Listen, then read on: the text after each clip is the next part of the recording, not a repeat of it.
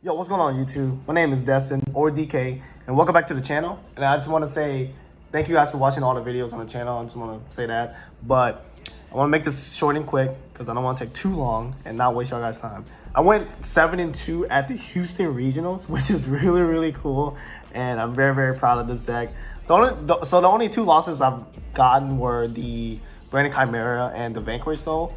It was very fun matches. Credit to those guys and shout out to y'all guys if y'all know who you are. I don't know if you remember me, but I was a Speedroid guy, you know what I mean? But yeah, it was very fun. I'm so glad I got top 20. Well, I was 20th place at a almost 400 person event at the Houston Regionals, which was very cool and super awesome. I got my invite and everything with this deck, and like I said, the deck's very fun. I've been playing this deck for a long time, and I just want to show y'all guys the deck profile, and I want to give y'all some insights and what needs to come out and what needs to be removed, because there are some things that do need to be removed. But anyway, enough of the chit chat. Let's get straight into the deck profile, boys. Alrighty, let's get straight into the main deck first. So the first card we're gonna be playing is one copy of Terratop, because we can only play one, unfortunately. But this, don't get me wrong, the cash tier cards are good, but this is still the best summon in your deck. This card grants so much advantage off of one card, and this is like the main card you want to focus again to, because this card is really good. Super broken. I don't think it should come back to 3, I'm gonna be honest with you. That's how broken this card is. Next card is triple copies of Attack Tomboy. It's my only 3 of Speedroid in the deck. That's a monster. It's mandatory to play 3. I don't think it's correct to play 2 in my opinion. This card just bridges to all of your Speedroid tuners, and it's the best extender because it's an inherent summon and not a special summon off the hand. So I think you should play 3. Next up, 2 copies of Card Turbo. Now, I don't know if I should have played 3. I think 2 is really good. I mean, if you play 3, 3 is fine in my opinion, but I really do like 2 because there's not really an instance where you need the third one in my personal opinion. I never had a third one needed to become up, so I just decided to play 2.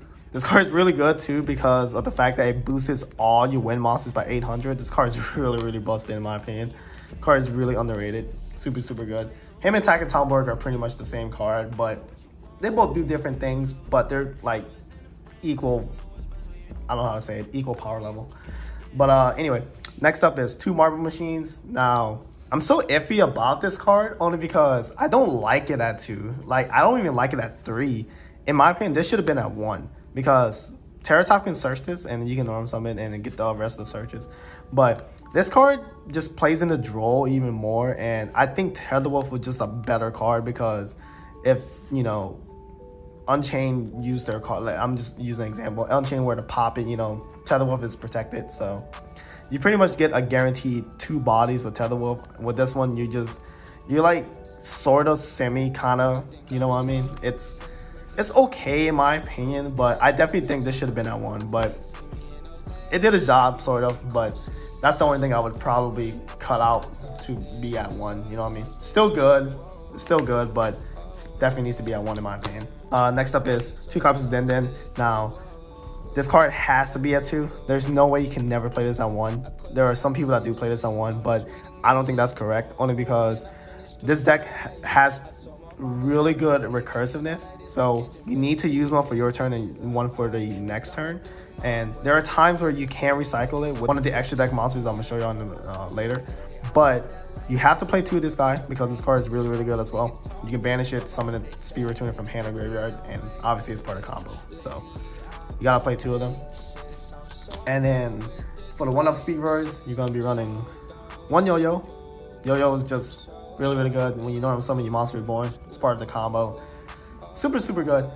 1 Ultra Hound. Now, this was probably a weird choice for a lot of people because a lot of people usually max this card out or take it out or even at 2, and even me, I was running this card at 2, but I found that this card is strong only paired up with other different cards, so it does have potential to be a 1-card combo, but I don't think it's not that good of a normal summon in my personal opinion because you have to do, it's the same case with Marble Machine.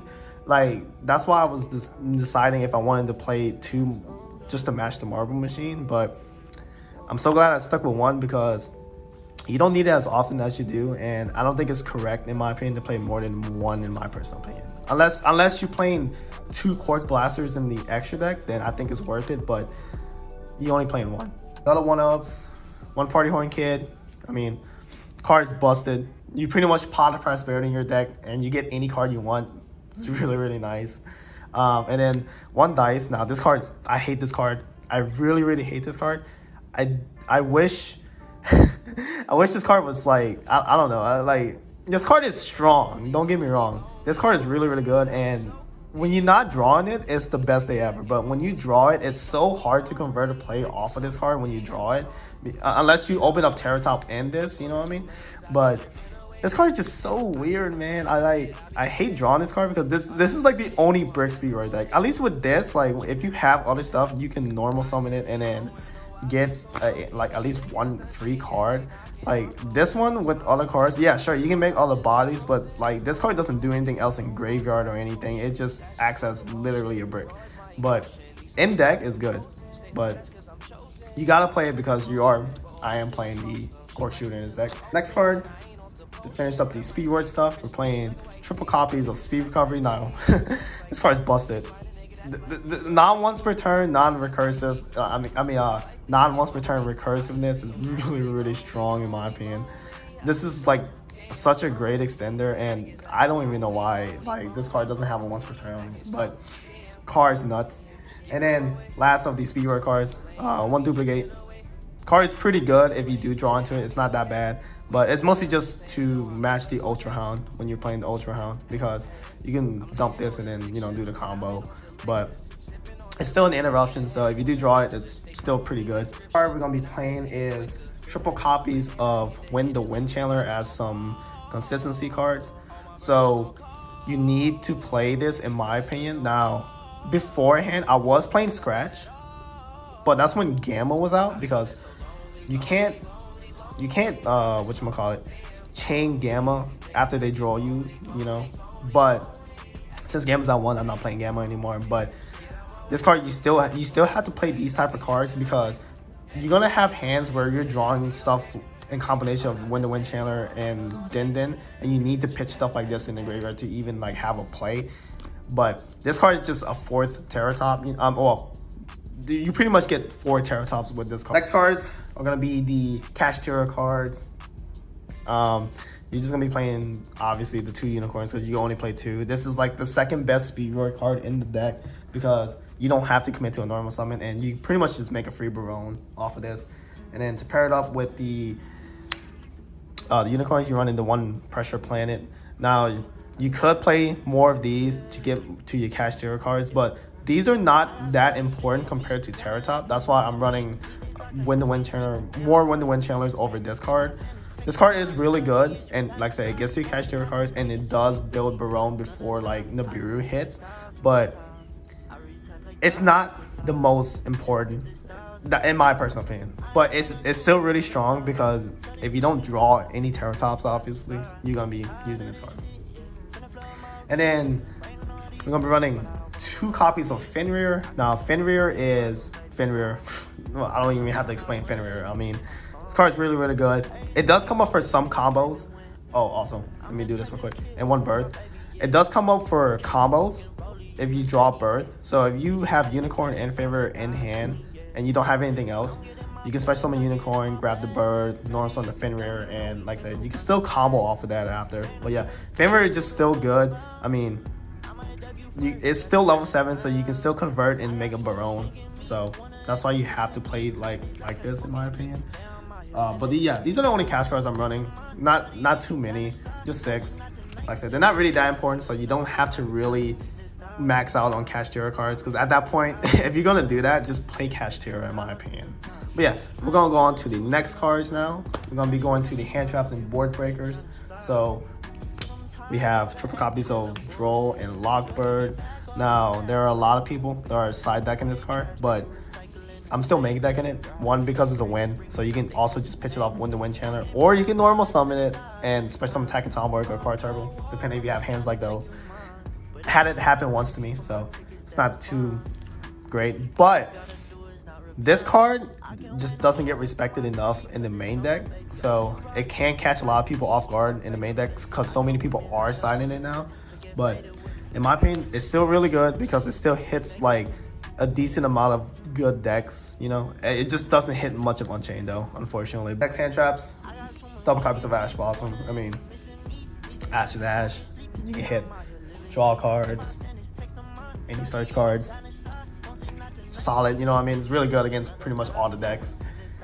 And we're gonna be running 2 copies of Effect Veiler. So you just need some negates.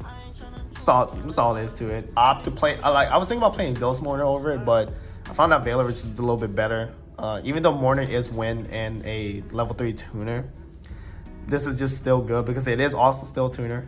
But it's just better than Mourner right at the moment. The next Void Breaker is gonna be running. Well, Void Breakers now. The other ones are hand traps. But triple copies of Droplet. This card is really, really good. You need to always run Droplet in this deck, in my personal opinion, because like I said, you're always gonna be drawing stuff like you're bound to draw stuff like Din, Dice, Party Horn Kid, all those brick Speedroid monsters. You know what I mean? So you need to be able to pitch them to graveyard to have their effects active, and yeah, it's just super, super good because it could not only it acts as interruption, but it also just loads your graveyard with important Speedroid monsters. So really, really nice. And then running 2 Triple T's. Triple T's is really good. This was probably the most overperformed card during that tournament because this card was just so freaking good because this deck can pretty much force your opponent to react because of just how the cards are and how they play. You know what I mean? So having this card being the deck is really, really nice. I've never had to draw 2, by the way. I never draw 2. I've always looked at hand or take control because you can always convert into a synchro if you take control, and then if you look at hand, you can pretty much just rip a hand trap and go full combo. You know what I mean? Super, super nice. And then obviously running the 1 call by because we just don't. There are some times where if you get hand trapped, your turn in. So don't really have to explain call by. And also it just hits certain engine pieces as well for like tier elements or Unchained. So pretty decent, pretty good. And yeah, that's it for the main deck. I'm playing a 40 card main deck Speedroid, but yeah, super, super solid. I'm very proud of the main deck. Like I said, the only thing I would just take out is just the 1 Marble Machine and maybe put in a Tether Wolf or a 3rd card turbo. Going to the X deck real quick. Boss monsters, 1 Barone, pretty standard. You have to play Barone. I mean, Barone just super, super good. Omni Negate, pop, really, really good. 1 Shin Shin was really good against certain matchups. This card was really busted, really nice. And then obviously 1 Crystal Wing, your boy, the one and only Crystal Wing. I mean, what more can I say about Crystal Wing? Guy's the GOAT, man. 1 Kite Drake. I mean, nobody sees this card coming. If you don't know what this card does, this card blows up the board or Dark Rulers your opponent, but permanently. And all face-up cards, by the way. This card is really, really good. It also has a hidden effect that a lot of people don't know about, is whenever it's sent to the graveyard by your opponent's card. So even if this is in the extra deck and your opponent just has like Maximus, for example, you can get a free search off of Kite Drake. It's really, really nice. He just does a lot for 1 card. Super, super good.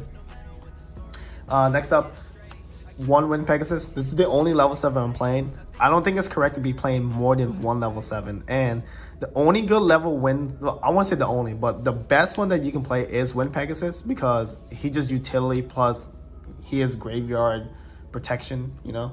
So really, really good. I don't think it's correct to play more than 7. I've never played more than 1 level 7 in the Speedroid deck because I don't think it's necessary. 2 level 6 I'm playing is Juju and Charge Warrior.